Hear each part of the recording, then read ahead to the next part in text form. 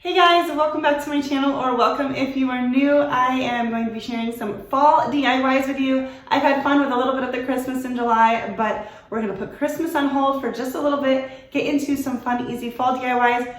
I haven't personally found a lot of stuff yet in my stores, so I'm going with stuff that I already had on hand, and we're going to be doing fall for a little bit because I'm still enjoying summer, but fall's just around the corner and it'll be here before you know it. So let's get into these really fun, easy, budget-friendly DIYs. For this first DIY, I picked up these foam dice from the Dollar Tree. They came in a 2-pack, I believe, and I'm going to give them a couple coats of Waverly chalk paint in the color ink. I started with the black because I just wanted to cover up all of that bright color, and even those dots kept peeking through. So I think what I ended up doing was 2 coats of the black and then 2 coats of white. But you know, that's going to depend on what colors you're going with and what kind of paint you're using. I just took my time. I didn't rush it. I let it dry in between, and I got the overall look I was going for. So to me, it was totally worth it. And you get 2 for $1.25 instead of, like, if you can find the wood blocks, which are kind of hard to find for me, they're only 1 for $1.25. So I like the idea of using these foam dice. If you are new to my channel, I just wanted to welcome you. Thanks for stopping by. I hope that you consider subscribing before you leave. You just hit that red subscribe button and turn on the notification bell next to it so you don't miss out on my future videos. I like to share budget-friendly DIYs with you that are pretty easy to do. I tend to go towards a little bit more simple farmhouse style, but I do have a little bit of variety, and for the fall and Christmas, I tend to go with more traditional. But of course, you can change up the DIYs to fit your own personal style. But I would love it if you would consider subscribing and joining my YouTube family. I post a video once a week, and then I occasionally will throw a live in there or another video, which I'm hoping to do coming up on this busy crafting season, but we'll see. Once everything was dry, the white paint was dry, we're going to go in with some antique wax and this stencil brush and just do some light dry brushing. I'm trying to make these look like some wood blocks. So we're going to just kind of distress them, and I'm going to emphasize on the edges and the corners, but then do a little bit across the whole thing as well. And I start out with lighter amounts, and you can always just kind of go over it over and over again until you have, you know, the look that you want.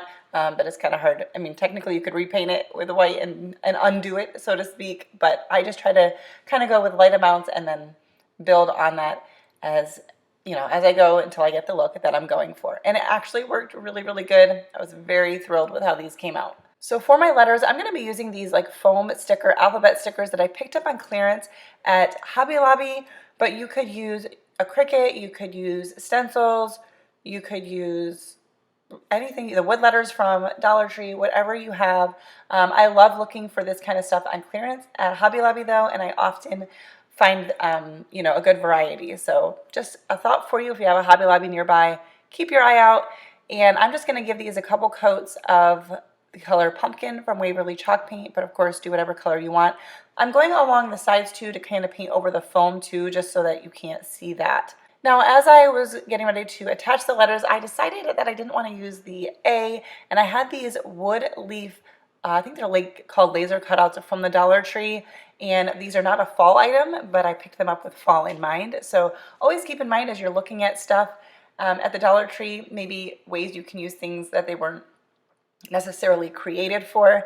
And then these stickers are sticky, but I wanted to add hot glue. So I peeled off the sticker backing and then used some hot glue to attach the letters. And then I'm using some super glue gel on the leaf. And we're just going to attach that. And that's how they came out. You could also stack them vertically. You could attach them. I did not. I thought about it, but I've just left them free. That way I could kind of change them around as I want, you know, as I want to in the future. So for the next DIY, I have this little sign. This is a fall sign from Dollar Tree, but I picked it up last year. I have also seen them for other holidays, and we're just going to give the top part here, the face of it, a couple coats in the color pumpkin. I did try to keep it off of the edges, although this project kind of evolved as I went, but I was initially trying to keep the sides free of paint. And this did take a couple of coats to fully cover all of the writing on there, but just do, you know, nice even coats, so let it dry in between, and keep going until you have the coverage that you have, or have the coverage that you want. And then once that was all done, I'm going to go in with some plaster, the colored plaster. It's a little softer than the white. And I'm using these stencils that I picked up from the Dollar Tree. And then the wooden word that I showed you was, I believe, from a package from the Target Dollar Spot last year.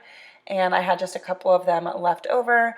So I kind of like using different items if I can, mixing it up. Once again, you can use stickers or any other like word decals that you have picked up at various, craft stores or whatever. And but I like to kind of mix it up so that there's different textures on an item. So just, don't go heavy on the paint. Take your time. That is the best way to use these stencils and not have any bleed through. And also when I go for a rustic look, it kind of works because I don't need the lettering to be like super, super solid. But if you want that, you can just go over with some more paint till you have the coverage you want. And then I'm gonna, once again, the wood word was a sticker, but I peeled that off and I'm using some super glue gel. Unfortunately, my cap got stuck to the top where the point was, so I couldn't use the tip to apply the glue, but I was still able to make it work.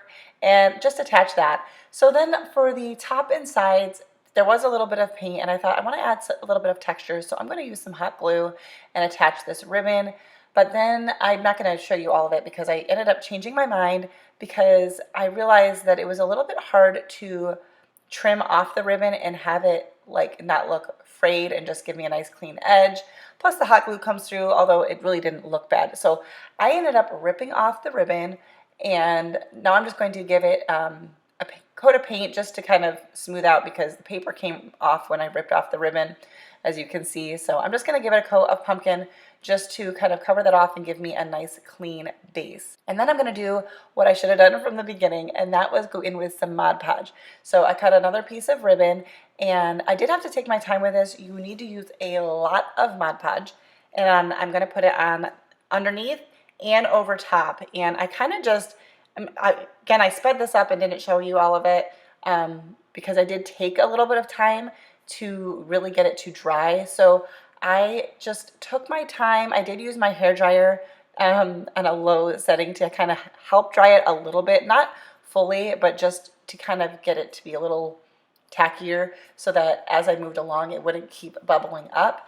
And I just, as you can see, I'm using plenty of Mod Podge, and I am going to just keep going over with my paintbrush as it's drying. And with more Mod Podge, just smoothing it out and like pressing it down. I could have just used my fingers, but I figured the paintbrush would work better. And when that dries, the ribbon's going to be nice and hard. So it'll be a lot easier to trim. So like I said, just take your time with this and put plenty of Mod Podge. Don't be shy. And you just kind of have to keep doing that so that it lays flat and doesn't bubble up. If you like this video, please give it a thumbs up. That helps me out so much. Say hello in the comments. All of those little interactions on my videos help let YouTube know that you are enjoying my content and makes them more likely to share my video with other viewers on YouTube. So like I said, you're going to do that all the way around and let that fully dry. And then I'm just going to use a sharp blade and my cutting mat and just trim this off. And there's no frayed edges because everything is glued all the way to the edges, and it gives it a nice clean finish. And that's it for this DIY. I thought this came out really cute. It's kind of simple. It's still got the traditional color of the orange, but it's also kind of muted at the same time, and I really like it. So for our next one, I'm going to go with some frames.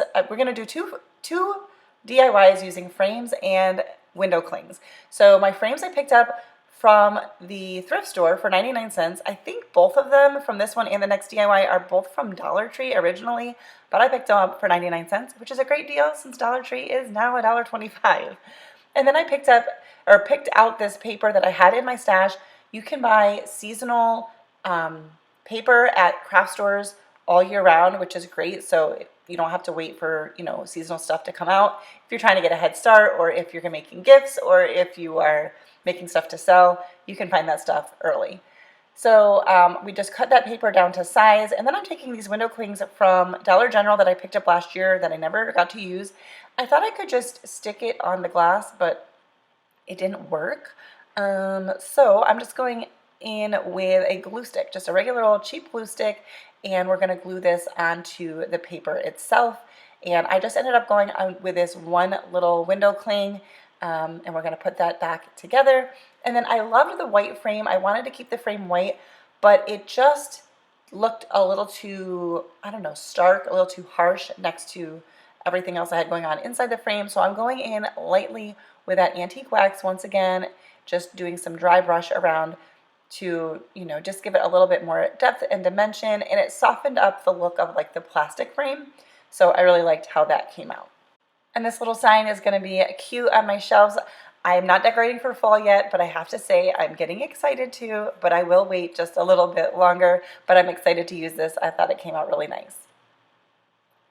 And for our last one, we're going to use, like I said, another frame I picked up at the thrift store for 99 cents. I was excited about this one because it's nice and big, and we just take everything out of the inside of the frame, and I'm going to use a scrap paper. This is like a thick cardstock from Hobby Lobby. It comes in a large pack with different shades of wood, plank paper, and I'm going to need 2 sheets to cover this whole thing. I'm just using the inside of the back of the frame, and I'm using a Gorilla glue stick just because I wanted to make sure it was heavy duty enough, because this is very thick paper, but a regular glue stick might work just fine. And I am using this little roller tool. This is from Plaid, which is the same company that sells Mod Podge. They're not expensive. You can buy them online. You can buy them in craft stores, and they did send it to me, but it is it's so worth it. You can just smooth things out with your hands if you don't have it, but it is very, very handy. And I just lined them up nice and tight so that you couldn't really see the seam. And then I trimmed it off with scissors, but I couldn't really get a clean enough edge. So I'm going in once again with a sharp blade. That is also from the Dollar Tree, that little cutting tool. And then we are going to, once again, since I already realized it's not going to stick to the glass, we're going to just glue this with a glue stick onto the paper. And I was excited because I had such a big frame. We're going to leave the frame black. I thought that kind of went well with some of the accent on this truck, as well as the lines on the wood grain paper. So I'm going to just kind of keep that going, and we're just going to glue that on, smooth it out, get any bubbles out. This is a really good size window cling. And then I'm going to add on the words across the top, along with a few random little leaves that were in the package as well. And I still have window clings left. So for $1, I got 2 projects plus some extra. So really not bad. Don't overlook your Dollar General. If you have them near you, check them out, because they often have things that are cheaper than the Dollar Tree. Guys, and that's really it. We're just going to pop that back in the frame and close it up. And this is how this one came out. I love it. Thank you so much for watching. Like I said, if you are new, please consider subscribing. Make sure your notification bell is turned on. And don't forget to give this video a thumbs up if you liked it. Thank you so much for watching, and I will see you in my next one. Bye, guys.